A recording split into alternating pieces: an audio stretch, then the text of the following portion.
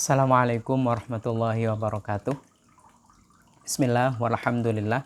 Tsumma salatu wassalamu ala rasulillah habibina wa qudwatina Muhammad ibn Abdillah wa ala alihi wa ashabihi wa mawalah wa man tabi'alah ila yaumil qiyamah. Wa ba'dah. Ada satu pertanyaan yang cukup agak sulit saya menjawabnya. Namun karena pertanyaan itu saya rasakan ada ketulusan, maka penting untuk saya pikirkan dan kemudian saya yakinkan diri saya untuk menjawabnya. Pertanyaan itu terkait dengan azal. Apa itu azal? Mungkin kalau sedikit saya gambarkan latar belakangnya seperti ini. Ada pasangan suami istri yang melakukan hubungan intim. Lalu kemudian pada saat suaminya itu akan pada puncak orgasmenya, tiba-tiba mencabut kemaluannya dan mengeluarkan cairan spermanya di luar.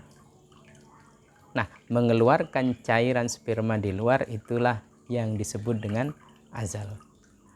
Yang ditanyakan adalah bagaimana hukumnya azal.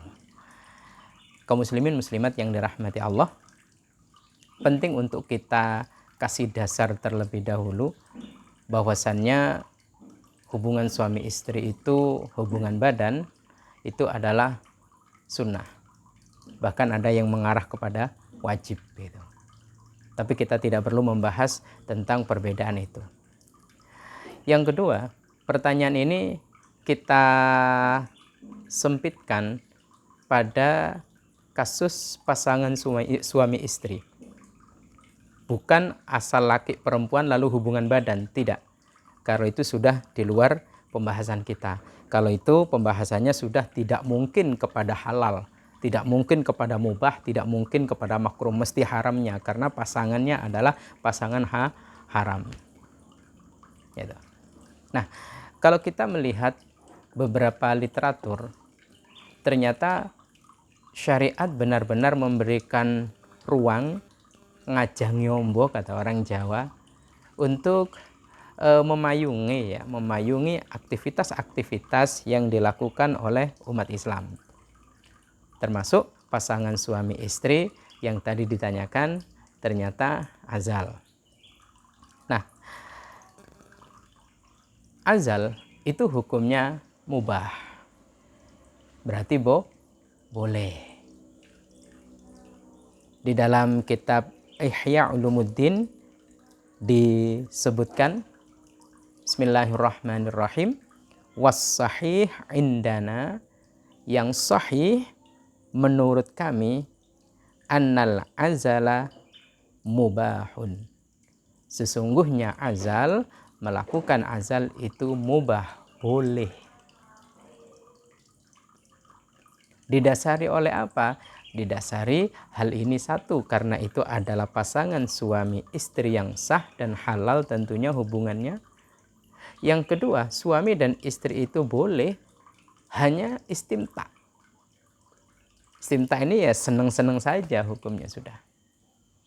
Sehingga kemudian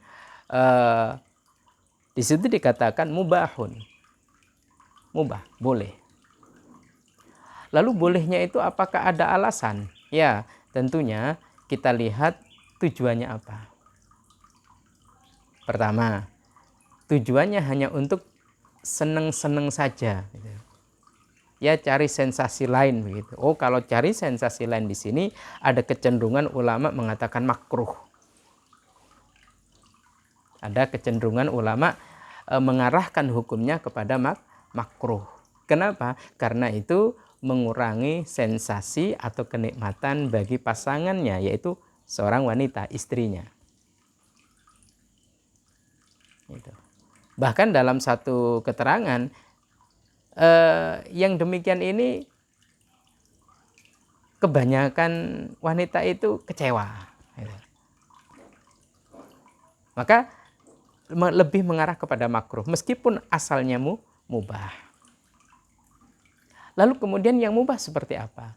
Yang mubah itu seperti contoh, tujuannya positif untuk menjarangkan kelahiran anak. Karena mungkin satu, menggunakan alat kontrasepsi tidak mau. Yang kedua, istrinya juga ikut KB katakan, keluarga berencana dengan menggunakan mengkonsumsi obat atau suntik dan sebagainya tidak mau. Oh ya sudah, maka pilihannya karena itu kebutuhan penyaluran biologis itu harus tetap terjaga, maka kemudian dilakukanlah azal. Nah ini yang mubah, tujuannya adalah menjarangkan keturunan. Sehingga tidak nerecel kata orang Jawa, tidak setiap tahun punya anak, setiap tahun punya anak. Padahal kebutuhan biologisnya itu harus tersalurkan. Nah, dalam hal ini boleh. Nah, mubah lagi hukumnya kalau memang disepakati. Tujuannya menjarangkan, enggak. Terus suami dan istri sepakat ya nanti begini, maka kecenderungannya adalah memakai hukum asal yaitu mubah. Disinilah Allah Subhanahu wa Ta'ala menjadikan pernikahan itu ternyata tidak semata-mata untuk menghadirkan keturunan yang berkualitas. Akan tetapi pernikahan itu memang diberi ruang bagi kita untuk sekedar enak-enakan, sekedar ya senang-senang. Makanya berekreasi dalam bahasa saya itu tidak ada masalah. Dibolehkan. Maka semoga ini menjadi penjelasan. Sekali lagi saya ulangi, hukum azal yaitu mengeluarkan cairan sperma kaum laki-laki di luar, tidak di dalam, itu mubah dengan tujuan positif menjarangkan keturunan. Yang kedua adalah ada kesepakatan.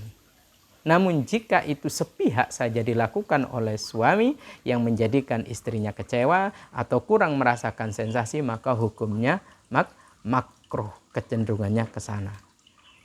Nah, semoga ini akan semakin membangun harmoni rumah tangga dan ini akan menjadikan kita tercerahkan dengan hukum Islam. Adapun kalau terkait tentang ini itu dan sebagainya, saya kira bukan wilayah saya. Wilayah saya hanya menjelaskan tentang hukum dalam perspektif fikih saja. Semoga bermanfaat.